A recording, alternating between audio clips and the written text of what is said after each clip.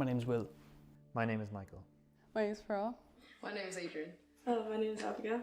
My definition of mental health would be, I think, the state of mind and well-being when it comes to your everyday. To me, mental health is how you deal with what comes at you on a daily basis. I do think mental health is important because this is something that comes into play when it comes to basically even doing your basic things like showering, eating. I think school affects my mental health because of the load of our homework, like the standards we have for our students. I think what affects my mental health the most is just thinking too much about the world around me and kind of getting too bogged down in small details that don't really matter. Schools should encourage children to talk about mental health. We talk about it, but it's not really a discussion, it's more of a lecture. If I have a feeling that something's going on with one of my friends, I'd always ask. Make sure they know their feelings are valid. Give them multiple ways to come at it, whether it be indirectly or directly. Often what I do after school, if I'm having a bad mental health day, I'll just go straight to the gym, spend 2 hours. The biggest thing I find helps me with trying to ground myself and get my emotions under control